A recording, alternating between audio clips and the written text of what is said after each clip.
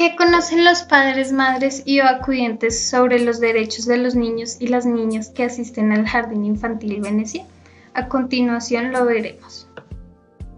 ¿Realmente conocen los padres, madres y o acudientes los derechos que tienen los niños y las niñas y los defienden poniendo en práctica y educan a sus hijos e hijas sobre esta base de derechos? Según el Código de Infancia y Adolescencia, Ley 1098 de noviembre del 2006, artículo 29, el desarrollo integral en la primera infancia es la etapa del ciclo vital en la que se establecen las bases para el desarrollo cognitivo, emocional y social del ser humano. Comprende la franja poblacional que va de 0 a 6 años. Son derechos impostergables de la primera infancia: la atención en salud y nutrición, el esquema completo de vacunación, la protección contra los peligros físicos y la educación inicial.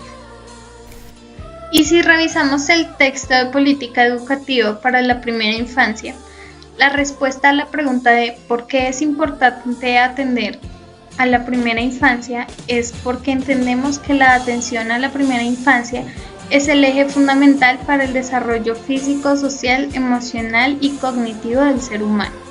Esta es hoy la principal estrategia para enfrentar los problemas de pobreza e inequidad que enfrenta el mundo. La atención a estos niños y niñas tiene un alto impacto porque mejora las posibilidades de los niños y las niñas para ingresar oportunamente a la escuela, disminuye los índices de fracaso escolar y aumenta su permanencia a lo largo del sistema educativo. Contribuye a disminuir las desventajas propias de los niños y niñas que viven en contextos de pobreza, así como nivelar diferencias sociales y económicas. Disminuye las inversiones compensatorias en etapas posteriores de la vida de los niños, convirtiéndola en una inversión más rentable. Política educativa para la primera infancia 2010. Los derechos de los niños y las niñas son impostergables y están por encima de los derechos de los demás. Ley 1098 del 2006. A pesar de esto, hay padres que aún desconocen cuáles son los derechos reales que tienen sus hijos y por lo tanto se convierte en dificultades para tener acceso a la salud, la educación y suplir necesidades básicas, evidenciando en los comportamientos con respecto al seguimiento de sus hijos en cuanto a procesos de salud y nutrición. Lo educativo no puede discutirse ni resolverse separadamente del todo social, porque tanto las problemáticas como las necesidades son cada vez más complejas, y por serlo, su atención requiere de la integración y cooperación de lo cultural, político, científico, tecnológico, productivo y económico-financiero. El desafío es, entonces, encarar las transformaciones ampliando el horizonte a otras dimensiones del desarrollo personal y social, pero no de manera disocial, sino de modo multidimensional, en virtud de que los intereses y necesidades propios de que una dimensión requieran la interacción con las otras. Ademar, 2011. En este caso, las necesidades y los intereses de los niños y las niñas deben ser prioridad de transformación de un entorno o de un grupo social determinado como es el jardín infantil.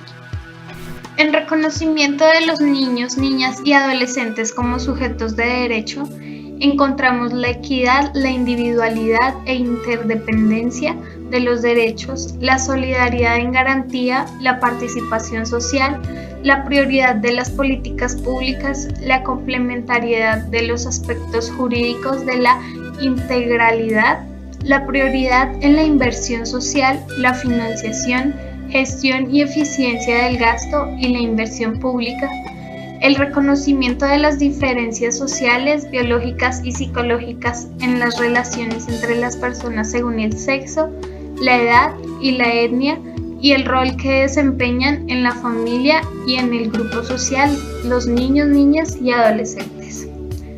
Proyecto Pedagógico Jardín Venecia 2016. Además, si observamos la negligencia por parte de algunas entidades encargadas de la atención a los niños y niñas, como son los centros de salud y las EPS, donde las citas son demasiado lejanas para atender y realizar seguimiento a su desarrollo físico y de salud, y si a esto agregamos que los padres desconocen los derechos que tienen sus hijos para defender en determinado momento dichos derechos, se terminan vulnerando sus derechos fundamentales. Es por esto que llegamos a la pregunta planteada. ¿Realmente conocen los padres, madres y o acudientes los derechos que tienen los niños y niñas? ¿Defienden, ponen en práctica y educan a sus hijos e hijas sobre esta base de derechos? Para la presente investigación se plantean los siguientes objetivos. Objetivo general: identificar qué tanto conocen los padres, madres y o acudientes sobre los derechos de los niños y las niñas, para generar estrategias de conocimiento y empoderamiento, y así de este modo se conviertan en gestores de actividades que propicien cambios en el grupo de padres y en la comunidad en general.